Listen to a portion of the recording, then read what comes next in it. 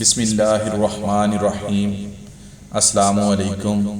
Baghdad کے بازار میں ایک حلوائی صبح صبح اپنی دکان سجا رہا تھا کہ ایک فقیر آ نکلا تو دکاندار نے کہا کہ بابا جی آؤ بیٹھو۔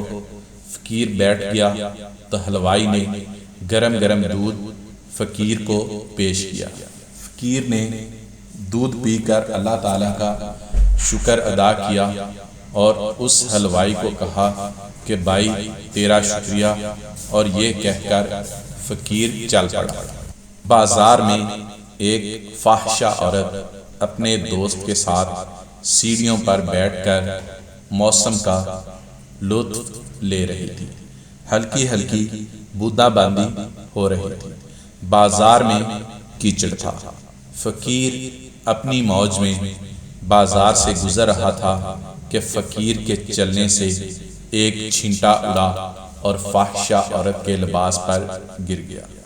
جب یہ منظر فاحشہ عورت کے دوست نے دیکھا تو اسے بہت غصہ آیا۔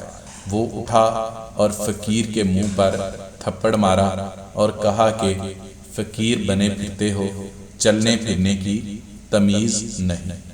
فقیر نے مسکرا کر آسمان کی طرف دیکھا اور کہا، مالک تو بھی بڑا نیاز ہے، کہیں سے دودھ پلواتا ہے اور کہیں سے تھپڑ مرواتا ہے۔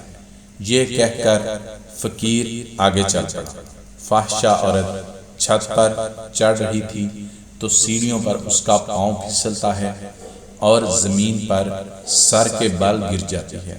اس کو ایسی شدید چوٹ لگتی ہے کہ موقع پر ہی فوت ہو جاتی ہے۔ شور مچ گیا کہ فقیر نے آسمان کی طرف منہ کر کے بد دعا دی تھی، جس کی وجہ سے یہ قیمتی جان چلی گئی۔ فقیر ابھی بازار کے دوسرے کونے تک نہیں پہنچ پائے تھے کہ لوگوں نے فقیر کو پکڑ لیا اور کہا کہ بڑے فقیر بنے پھرتے ہو، حوصلہ بھی نہیں رکھتے ہو۔ فقیر نے کہا، کیا ہوا میاں؟ لوگوں نے کہا، تم نے بد دعا دی اور عورت کی جان چلی گئی۔ فقیر نے کہا، واللہ میں نے تو کوئی بد دعا نہیں دی۔ تو لوگوں نے ضد کی اور کہا کہ نہیں، تیری بد دعا کا کیا درا ہے۔ جب لوگوں نے ضد کی تو فقیر نے کہا، اصل بات پوچھتے ہو تو میں نے کوئی بد دعا نہیں کی، یہ یاروں کی لڑائی ہے۔ لوگوں نے کہا کہ وہ کیا؟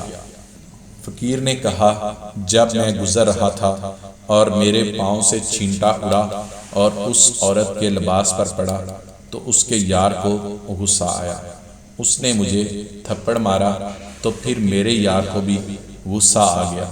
اس نے مجھے مارا تو پھر میرے یار کو بھی غصہ آ گیا۔ یہ کہہ کر فقیر وہاں سے چلتا بنا۔ پسند آئے تو لائک اور شیئر بھی کر دیں۔ دعاؤں میں یاد رکھے گا۔ اللہ حافظ۔